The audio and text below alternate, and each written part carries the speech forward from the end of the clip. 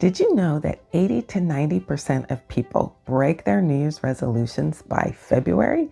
So if this has ever happened to you, you are not alone. People often have difficulty meeting those big personal goals, whether it's to lose weight, to eat more healthy, or to save money. And you have trouble not because you're weak, but because those types of goals are often structured in a way that conflicts with how our minds and habits work. So in this video, we're going to explain why big goals like New Year's resolutions don't work, and we're going to introduce you to something that psychology and behavioral science say is more effective: setting intentions. Hi, I'm Dr. Lori Barker, and I'm a therapist, educator, and consultant, and I love giving people tips for how to improve their mental health and start living their best lives. Number one is that New Year's resolutions rely on motivation. There's something that psychologists call the fresh start effect. And this is when we reach a milestone, something like New Year's. We are often filled with optimism and energy and confidence, and we feel like we can start over with a new mindset, new year, new you. But the problem is that that energy declines over time. It's really hard to sustain it. So when that energy is gone, we often let go of that New Year's resolution. Related to this is the idea of willpower, or that we rely on willpower, that we can just power our way through something. But willpower also declines over time. The research shows that willpower is kind of like a battery. When we keep using a battery, it runs out of juice. And we as human beings are the same way. We just can't depend on willpower to see us all the way through. The second reason that New Year's resolutions often don't work is because habits drive behavior, and we often have a poor habit strategy. Research shows that we tend to organize our lives around daily routines or habits, and unless we have a strategy for breaking out of that habit loop, it's not going to work. And our ability to change a habit is dependent on a number of factors. It's dependent on how difficult that behavior is, on how consistent we are in trying to make the change, on things like environmental cues that trigger a behavior, on how rewarding the new behavior might be, and on how closely tied it is to our identity. In fact, with habits, did you know that it takes an average of 66 days to develop a new habit? So that's where something like the consistency comes in. It's something that we have to be able to sustain and follow through on day after day. The research on habit formation shows that it's easier for us to stick to behaviors that are small and simple and easily repeatable. Reason number three is that people often set vague, unrealistic goals. Think about the typical New Year's resolution. They're often very big and broad, like, I want to be healthier or I want to be happier. But those things are difficult to measure and difficult to achieve.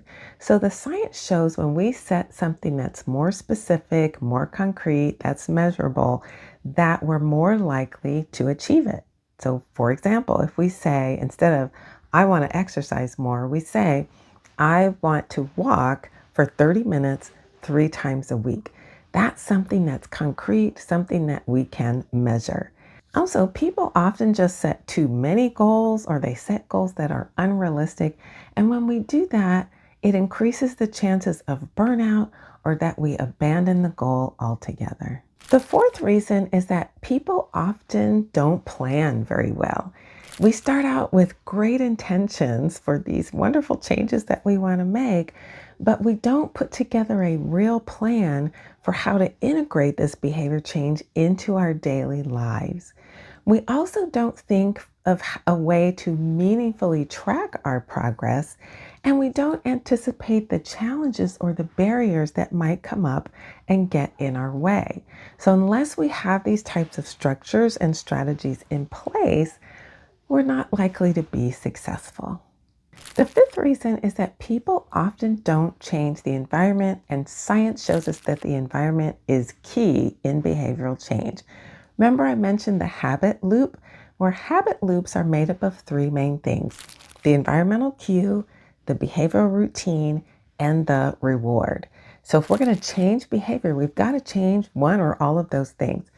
So first, let's talk about the environmental cue with an example.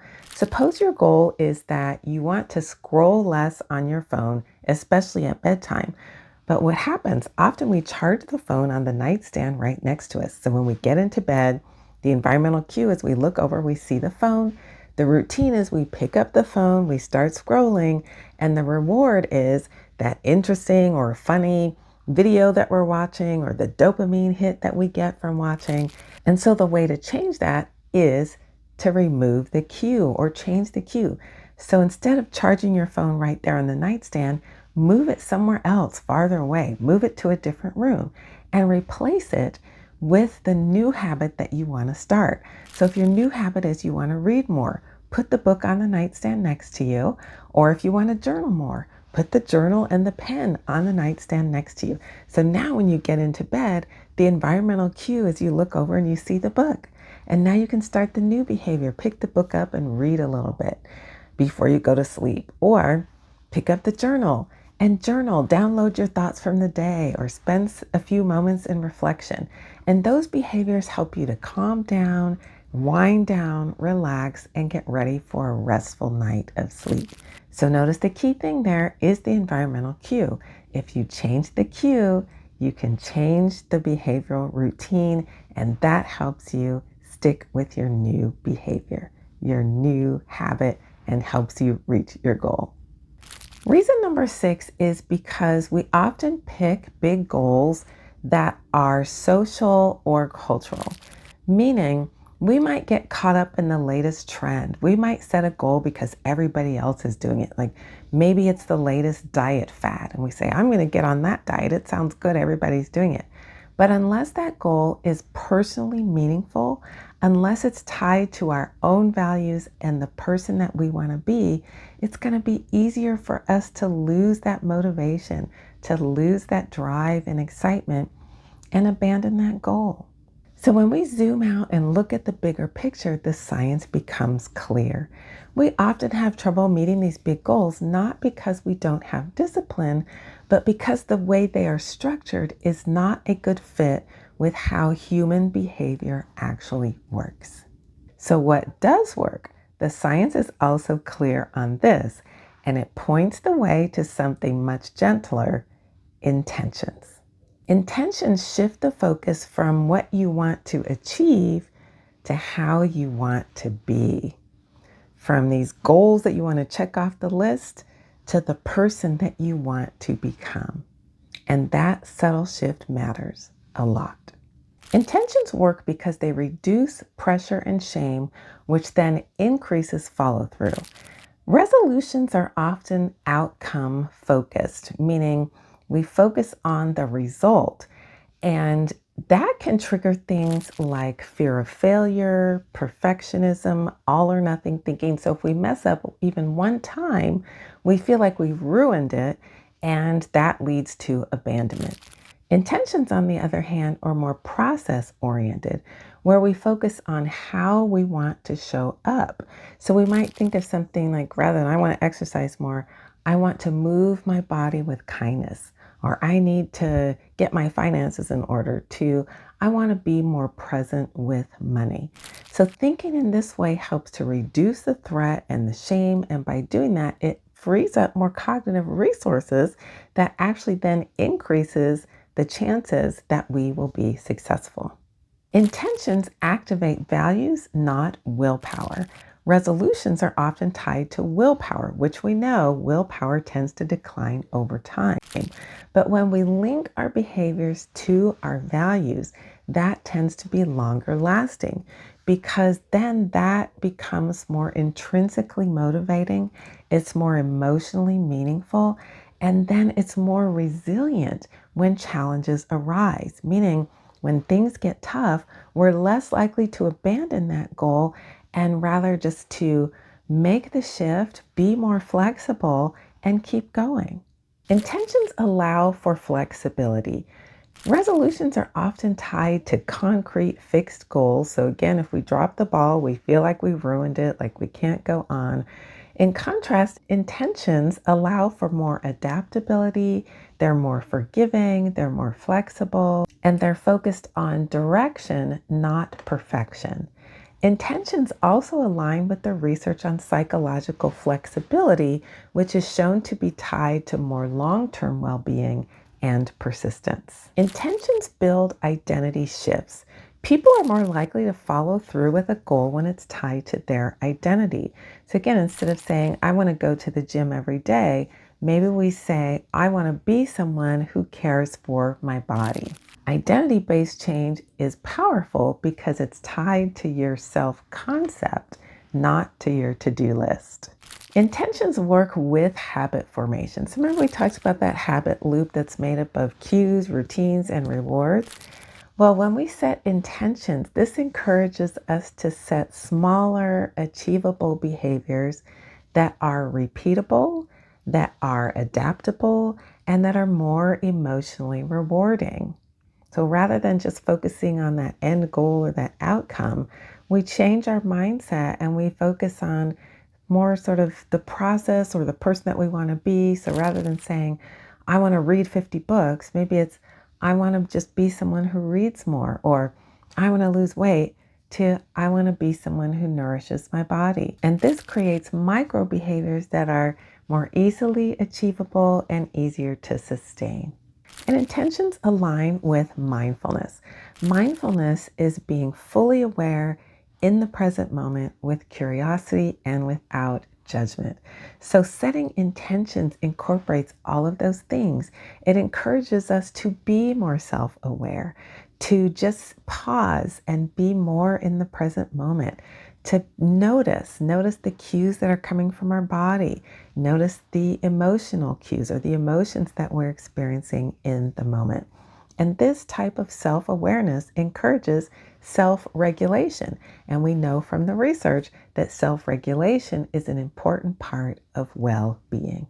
So we can think of intentions as ongoing guidance rather than a checklist or an end goal. Think of it like a compass that's providing you direction, and it's focusing on that process, on the journey of what it's like to be who you want to be or return to who you want to be, right? And this is something that's much more forgiving, much more adaptable. So if you drop the ball, you don't have to feel like you ruined it. Intentions invite us to just return again and to try again. And that's much more sustainable in the long run. Now I want to share with you some examples of intentions that I've broken down into different categories. And I want to read some of these because I want to make sure I get them right and don't forget. So, for example, in the category of well being and burnout recovery, maybe an intention you set is I will choose to rest my body when it asks for it, or I will check in with my body once a day. What about your mental and emotional health? Maybe you say, I will speak to myself gently. Another is, I will choose one small thing that brings me joy every day. In the area of relationships, maybe this has to do with boundary setting for you. And maybe you say, I will practice saying no, or I will practice being more assertive. Or maybe with relationships, you say, my intention is, I'm going to reach out and try to reconnect with at least one person. In the category of mindfulness and daily presence, maybe you say, I will take one mindful breath every morning, or I will choose to notice one beautiful thing every day. And in terms of self compassion, maybe you say, I will treat myself the way I treat other people, or I will choose progress over perfection. Another category is just some things for practical everyday life. Maybe you say, I will simplify one area of my life, or I will make space for what matters and let go of what doesn't. There's some common threads with all of these intentions. They're all flexible, they're values driven, they're identity nurturing, they are shame free, and they are simple enough for you to do consistently. So the next time you fail to meet a personal goal, try compassion And be kind to yourself. Remember that you're human and maybe decide to set an intention instead. And if you decide to try intentions, I'd love to hear about it. So leave a comment down below and remember to subscribe so you don't miss any of my other mental health tips. Thanks so much for watching, and I'll see you in the next video.